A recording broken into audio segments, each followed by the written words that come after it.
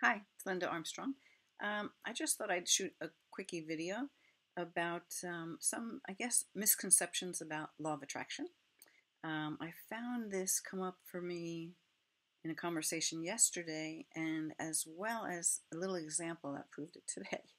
So, some people think that the law of attraction is that all you have to do is just say, okay, I want blah, blah, blah. Or, like you just say, okay, I'm going to increase my income by 50% this month, right?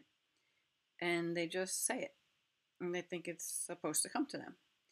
And so, if the thing about it is a couple of things. Number one, you have to really truly believe it for it to happen, right? So most people could say that statement, I'm going to increase my income by 50% this month or by 100% this month. And most people aren't really going to believe that. They're going to kind of think it's kind of impossible. So right off the bat, they're going to start doubting that this could even happen. And there's that misconception that all you got to do is ask and it will come. And partly that's true, but it does take action, and when you line up with the energy of what you want, then you get like kind of energized about it. So then you get inspired to different things that you can do, which is how it really works, right? So things aren't going to just, most cases, sometimes they do just come. I'm not discounting that, but most cases it's not just going to come by you sitting around doing nothing. You have to take action. Like, nothing ever stands still, right? Energy is always changing. So is your life. And it changes by the things that you do, the things that you say, the things that you think, mostly the things that you feel. So if you do nothing and just say my income's going to double by 100% this month, most likely nothing's going to happen because you're in the energy mode of doing nothing and just saying some words. So what you would want to do is really get into that energy feeling place of believing that this could happen, that it's possible that I could double my income this month. And then if you can get excited about that and like really imagine what it would feel like if that were actually so. Now, what if it really did happen? What would that feel like? What would that be for me? You gotta kind of feel that gratitude for it having happened, right? So you get in this like excited place. Now, when you're in that excited energy about it, well, guess what? You'll have ideas. Things might just pop into your mind. Like, that's where the magic might occur. Like, your guides, angels, they might actually send this inspiration, like this idea that you can implement that can bring more income in. And as you do these things that can be fun to implement or exciting to implement or to try, you'll start getting that energy flowing for it to actually occur so that you can actually increase your income that month. Maybe 50%, maybe 100%, maybe even better just to say I increased my income by 20% this month, like something a little more believable. Because when you reach like way too far immediately within your body, you have that feeling of, yeah, that's like a pipe dream, that would be great. It had to be some miracle that would occur. Like, you start to think about how you don't really feel that it is possible. But for it to happen, you have to feel it's possible, which is why when you do take action, you feel like you're creating the possibilities. The only little tricky part with that, and I feel like I'm going back and forth, and it kind of is a little bit like that, but the tricky part about that is you don't want to start feeling that negative energy of how it's, you've got this limit on how much it's going to be or how it might come. So you want to kind of like just baby step your way there, right? Just getting the feeling of your income raising, and that you want to be surprised and delighted by how much more it can increase this month. And so getting to that really good energy flow of the things you can do, like ideas that you can get on what's possible to be done, and then go with it, right? Because it has to take action. And that negative energy, unfortunately, it's easier for us to hold that energy, the negative energy, right? We know it too well, we're raised through, most of us, having to work hard or struggle, or you don't get rewarded unless you've gone through so much struggle and proved yourself, right? This is like energy that we've actually come up upon, and it actually doesn't really serve us, because it creates that negative feeling within us. And we're so used to going to that negative place that we can hold that energy easier than the positive stuff. It's like we can hold the positive stuff for a little while, and then it kind of dissipates back into that not so great feeling place, right? So, an example I had today, and it was really kind of funny, it struck me as odd. Not odd, I mean, it just really struck me, is that I walked away from my computer and I had a cup of tea right next to my computer. I have two big dogs. And I walked away without taking my tea. Oh, actually, my computer was on the coffee table, right? So it was low, and my tea was there. I walked away to do something, and I was doing whatever it was. I don't know, I don't know what I was doing. I don't remember. And I had the thought, oh man, I should have moved my tea, because the dog's tail is going to hit that thing. It's going to knock the drink all over my computer, right? Now that's a negative thought. So I went back to my computer. I'm like, I better make sure this doesn't happen. And it didn't. I moved my coffee from where it was to the other side of my computer, right?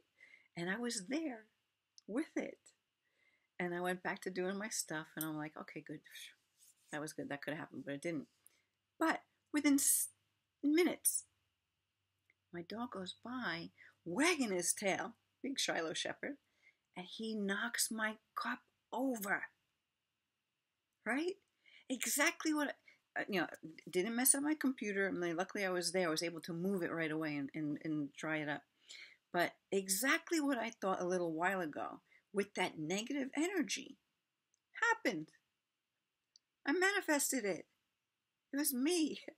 It was me who manifested that, because I had that thought and I had a strong attention and energy put on it, because I didn't, I don't want my computer gets messed up by tea going all over it. It's a problem for me, right?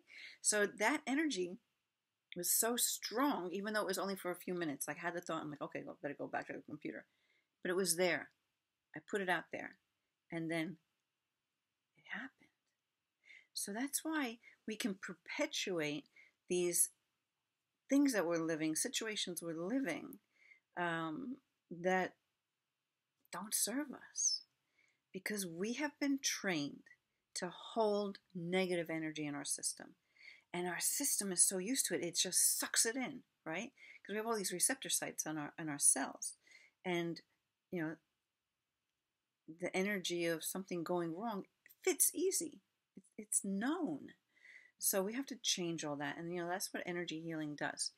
You can change the receptor sites of your DNA, of the cells in your body, so that you can accept different things. So we can release the energy, that negative energy, those negative patterns and ways of being that are just kind of automatic for us. We can shift those. You can transform them through energy work and just release it, at the same time building and manifesting within yourself these new receptor sites that can hold the good stuff, that can fit to have, the energy of love and gratitude and excitement and joy, have that be able to flow into the cells easily, stronger even than how we can go to that negative side. And everybody knows it's easy to go to the negative side. I mean, I had this happen yesterday too. I was kind of in this funky mood about something that was going on. And I could feel myself on the fence, like if this was the fence, right? I'm sitting on it. I could feel myself going to the negative side, right? And then I'm like, yeah, but I know better than that. I can just change my thoughts, and I can, and I knew, I could feel it. I'm like, I could just go this way. I could just line up with the energy that I want. But when you're stuck in that energy, you're kind of like, yeah, I don't know. Kind of feels good to be here. Maybe I need to be in this lower energy for a while. Maybe that's what has it. Like you start talking yourself into stupid things that would tell you that it's okay to be in that negative energy. No, but it's not. Okay, look at it and release it. Yes. Don't dwell on it, right? And think about the situation or the problem and how much worse it can get and all these awful scenarios about how bad it can be, right? And that's what happens. That's the truth of the matter. That's what we do, right? But here I am aware of my energy and aware that I can flip the switch. I always talk about that, flipping that switch, right? I could have flipped the switch from that not so good energy place where I'm dreaming up the probabilities of the bad stuff happening, like how it could go wrong, how it could get worse, how it would be that I wouldn't be able to shift this, right? And I could have just stayed there because, I hate to say it, it felt normal almost. Kind of, I mean, I've shifted a lot of stuff, but so it's just familiar. That's the word. Felt familiar because I know that space so well, right? But then I'm on this fence here and I can feel this energy on the other side. I'm like, oh, let's go this way. I can do that. I can just flip that. I can do it right in this minute. But then something kept pulling me back here. I'm like, well, what the fuck is, oops, excuse me. What the heck is going on here? And then I decided, all right, well, you know what? This is foolish. This is really a waste of time. But it's happening. I don't know. I guess I'm supposed to learn something here. Maybe I'm supposed to prove to myself how I could just flip it and go this way. Because I've done it before. Why can't I do it now, right? I talk about this all the time. I should be able to just do this. So I decided, yeah, you know what? I'm just flipping it. I'm not going with that stuff because all I'm going to do is create it, right? It's just going to be created if I stay there. So I switched the whole thing around, right? Switched it, changed it, started dreaming up all of these other ideas, getting into that feeling place of how I can flip the whole situation to one where it benefits me, where it works really well. And that's what I did. Just changed it.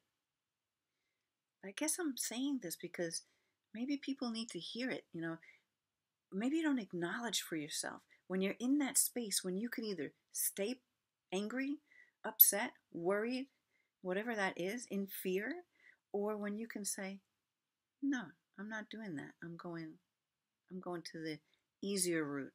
I'm going to the way that carries more light and more love, right?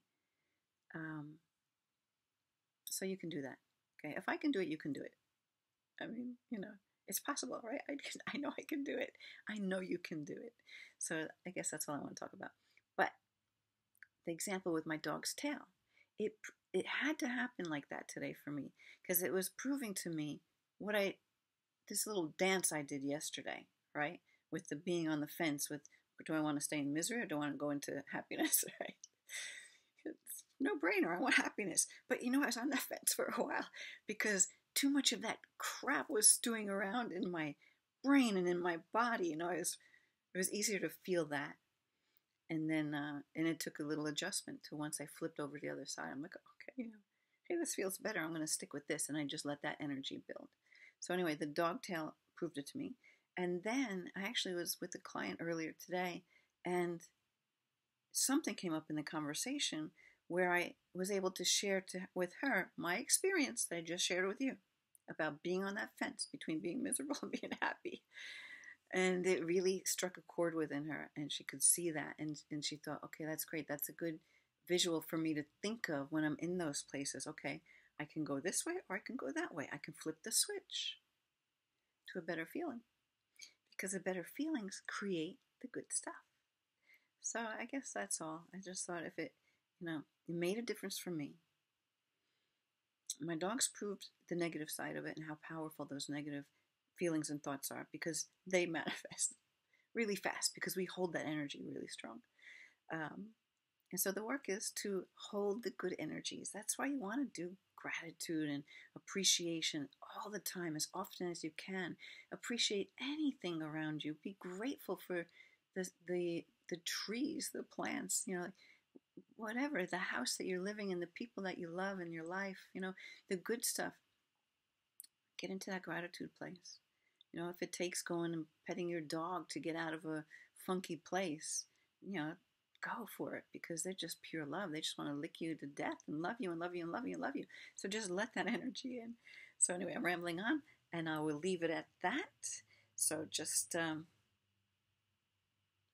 look at which side of the fence you're on, choose the brighter side, choose the light, right? It's all about light. It's all about that pure positive energy, that love of the universe. That's the light. That's the light that's within you. That's that energy, that's your breath. That's your life force, is the light. So why not enhance the light and just say, talk to the hand for the negative stuff.